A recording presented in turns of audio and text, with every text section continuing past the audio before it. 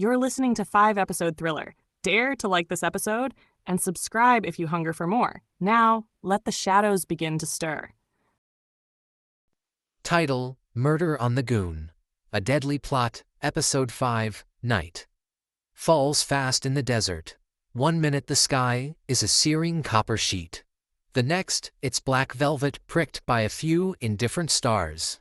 The Ghan barrels through that darkness like a needle through fabric, stitching us ever closer to Adelaide and whatever waits at the end of the line. Freedom, handcuffs, or a headline none of us wants to read. We don't split up, not anymore. The 5 of us, 4 hunters and 1 fox. If Razor is who we think he is, move together through the sleeping train. Our shadows stretching long and thin in the corridor lights. Kearney lurks somewhere ahead, prowling the first-class cars, with a face like a storm cloud. So far, he doesn't know what Clara told us. He still thinks we're just squabbling artists. Not a pack of half-baked detectives closing in on one of our own in Razor's cabin. The air is thick with stale deodorant, aftershave, and an undercurrent of something sharper, fear, maybe, or fury. Jacob kneels by Razor's battered duffel bag, methodical as a surgeon. He pulls out shirts, jeans, a mess of fan-given trinkets, hotel matchbooks, scribbled phone numbers on napkins, a flask half full of cheap gin. Arabella paces behind him like a panther, arms folded so tightly her knuckles bleach white. Clara hovers by the door, wringing her hands until I slipped mine into hers. She jumps at my touch but doesn't pull away. Jacob holds up a t-shirt. The sleeve is torn, a ragged edge, fresh. He sniffs it, then holds it out to me. Blood. Arabella leans in, eyes flaring. Where? Jacob points to the seam under the arm, a dark smear, rusty brown. Not much, but enough. If he struggled with Lawrence, maybe Lawrence caught him and he yanked free. Clara presses a fist to her mouth. I knew it. I knew what I saw. Arabella wheels on her. Don't faint yet, darling. 1 torn shirt is suspicion, not proof. He could say it's wine, or nosebleed, or God knows what. We need more. I run a thumb over the stain. It flakes a little dry as old paint. What about the murder weapon? Kearney never found one. Jacob says, head wound. Blunt force. He must have used something heavy and hid it after. If Razor's clever, he didn't toss it in his own bag. But maybe he stashed it nearby, in case he needed it again. Clara shudders. Again Arabella snorts. Once you kill once, it gets easier. Especially for Razor. He's always fancied himself a bad boy. A real bad boy would know how to hide evidence. We tear the cabin apart. The vent grates, the seat cushions, the tiny bathroom behind the sliding door. Nothing. Jacob kicks the waste bin. Damn it. It's not here. He's cleverer than we thought. I pressed my palms to the narrow desk, trying to calm my galloping thoughts. Outside the window, the desert has given way to scrubland and fence posts, blinking past like Morse code. If we were in a book, my book, the killer would slip up in the 3rd act. Drop a clue, just where I'd catch it, and then it hits me. He wouldn't keep it with him. He'd hide it somewhere no one else would go. Arabella snaps, and, where's that, Miss Debut Detective? I grin, despite the fear squeezing my lungs. The luggage car. Jacob's eyes widen. Where the staff stores excess baggage. No one checks that once we're moving. He could hide anything in a random trunk. Clara breathes. But Kearney could be there. Or that guard, the young one. Arabella flicks her hair back. Then we move quiet. And we move now. Before Razor guesses, we're onto him, and shifts. It again, we slip into the corridor, like ghosts. Each creak of the floorboards sets my teeth on edge. Twice I swear I hear Razor's low whistle behind us, mocking, but when I glance back, there's only shadows, and the soft rumble of wheels on rails. The luggage car is 2 cars past the staff quarters. Jacob picks the lock, sweat shining at his hairline. The door groans open on pitch blackness and the smell of oil and old suitcases. Arabella nudges me. Ladies first. Detective, I step inside, pulse roaring in my ears. We fumble for the overhead pull chain. A single bulb sputters to life, throwing pools of yellow across trunks stacked like a maze. Clara whispers. What now? Jacob says. Split up quietly. Look for anything that doesn't belong. Heavy, blunt, wrapped up to hide a stain. We scatter like rats in a cathedral. I pushed through old valises stamped with European stickers, a guitar case bursting at the seams, a duffel bag stuffed with so many clothes it smells like mildew. And then I see it. A battered leather camera bag tucked behind a wardrobe crate near the far wall. Too ordinary to notice, too easy to forget. I kneel. My fingers tremble on the clasp. It clicks open to reveal, not a camera, but a wrench. Heavy, cold, the edges tacky, with dried blood. Found it. My voice sounds far away. Footsteps pound behind me.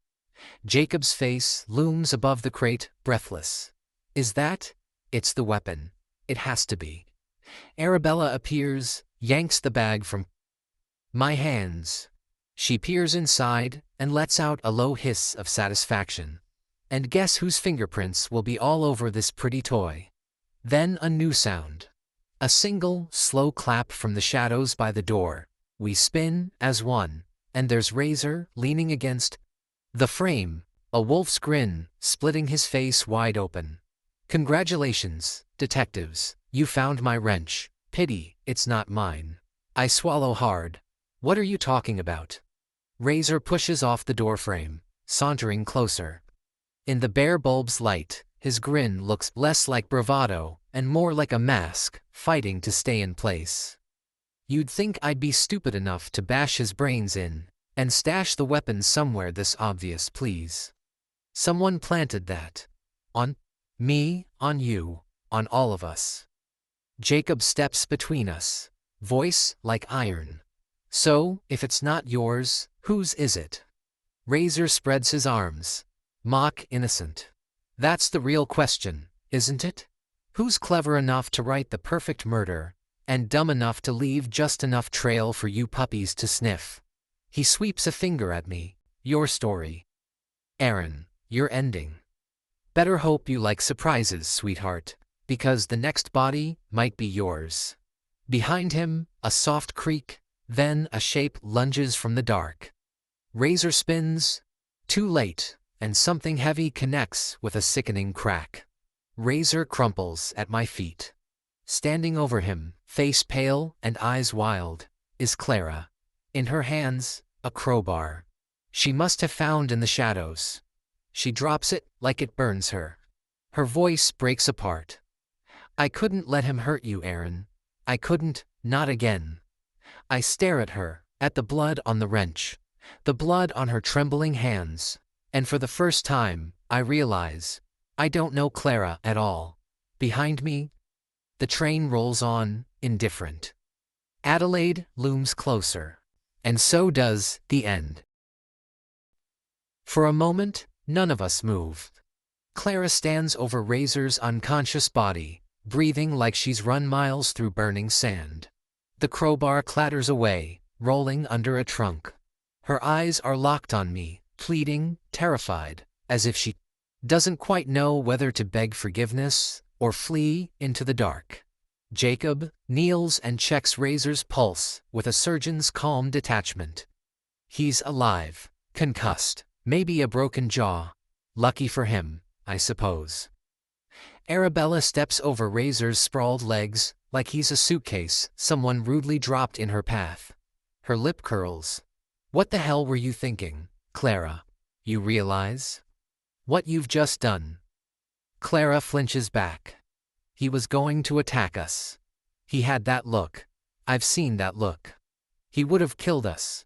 Or at least Aaron. I press a hand to her shoulder, trying to steady her shivering bones. Clara. Look at me. Did you hit him because you were protecting me, or because you were protecting yourself? Her mouth falls open. Nothing comes out. Jacob stands, wiping his hands on his jeans. His eyes flick to me, coolly assessing. We don't have time to debate her motives. Kearney will hear that crack, or Razor will wake up and scream bloody murder. Either way, we're out of time. Arabella folds her arms, voice dripping contempt. So what's your grand plan, little detective? Tie him up and drag him to Kearney. Hope he confesses under threat of more blunt objects. No, I say, surprising even myself. We hide him somewhere safe. We take the wrench straight to Kearney. If Razor's guilty, he'll have to explain it. If he's not, I glance at Clara, who can't meet my eyes. Then maybe we finally learn who is Clara, swallows a sob and nods. A tiny, desperate motion. Please, Aaron, I swear to you, I didn't kill Lawrence. I swear it. Jacob takes a slow breath. Fine, but if we do this, we do it clean. No more secrets, no more games. We go to Kearney together. We show him the weapon. We tell him everything. Agreed. Arabella lifts a brow. Even about Perth. Clara closes her eyes. Even about Perth. And so, we do it. We drag Razor's dead weight behind a tower of suitcases and cover him with a muffatin, quilt someone once packed for a winter in the Flinders Ranges.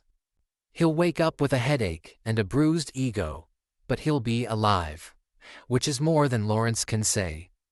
We file out of the luggage car in single file, the wrench wrapped in an old towel Jacob found by a toolbox.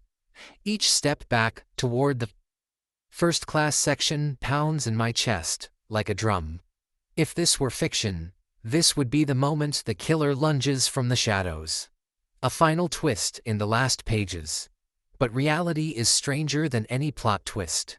We find Kearney in the lounge car, alone, save for a half-drained cup of coffee and his battered notebook. He sees us, all of us, together, grim-faced and tight-lipped, and sits up straight like a bloodhound catching a fresh scent. Well, if it isn't the bloody famous five. Come to confess. Arabella strides forward first. We found this. She slaps the towel-wrapped wrench on the table. It lands with a dull thunk that hushes the gentle murmur of the train's undercarriage. Kearney raises a brow, unwraps it, and whistles low under his breath. Blood. Jacob nods. Matches Lawrence's head wound. We think it's the murder. Weapon. Kearney lifts the wrench with gloved fingers, examining the dried gore as if it might whisper secrets just to him. He glances at each of us in turn, his eyes sharp enough to flay skin. And where did you lot find this? I swallow. Hidden in the luggage car. In an old camera bag. We think Razor put it there after the murder. Kearney lets out a bark. Of laughter, do you now? And what about you, Clara? Still the quiet one, or you got something worth my time? Clara steps forward, trembling but upright. Lawrence blackmailed me. He knew what I did in Perth. I pushed Daniel, I killed him. Lawrence covered it up for years, until he didn't. But I didn't kill Lawrence, I swear it. Kearney watches her for a long beat. No sympathy, no disgust. Just weighing lies against truth on invisible scales. Then he raps the wrench against the table. All right. Here's what's going to happen. No one leaves my sight till Adelaide. You four, sit your pretty arses right here. Razor, where is he? Jacob answers evenly. Unconscious in the luggage car. Clara hit him. He got aggressive. Kearney arches a brow at Clara. Huh. Didn't think you had it in you, right? Stay put. You've done my job for me, so I suppose I owe you a shred of courtesy. When we pull in, you'll tell the local constable everything you just told me. If Razor's prints are on this, and he can't explain it well, case closed, in it, Arabella mutters, and if he can explain it, Kearney bares his teeth in a grin that has no warmth at all.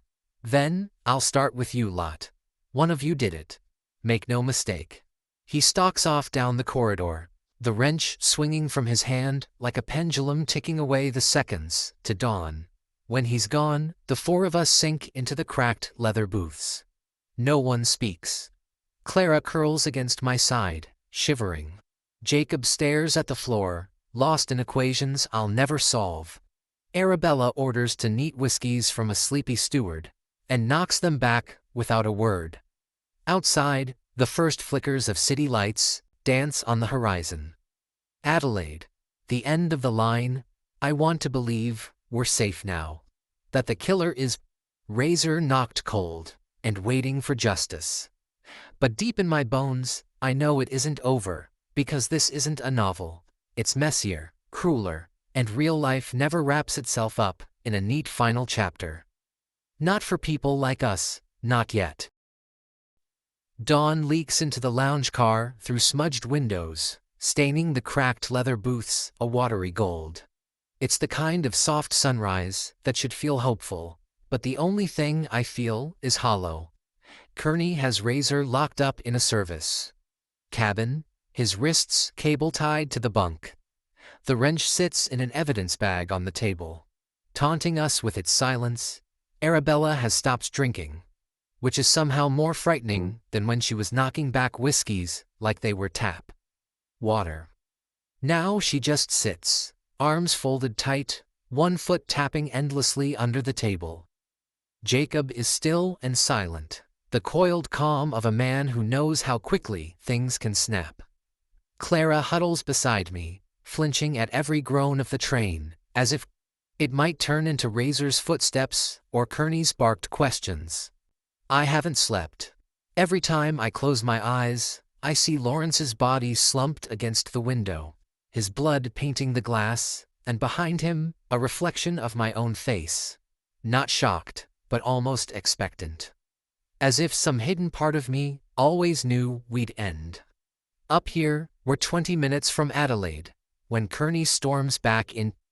He looks worse than we do. His hair stands in sweaty spikes, and his eyes are bloodshot, but alive, with a terrible, hungry glee. He tosses something on the table.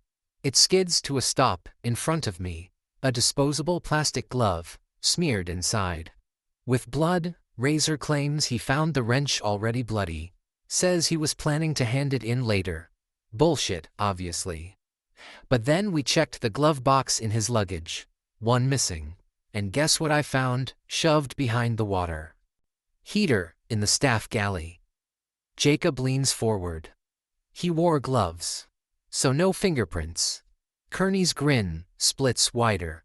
Exactly, no prints. Smart lad, except dumb enough to lose the glove. So, here's the rub.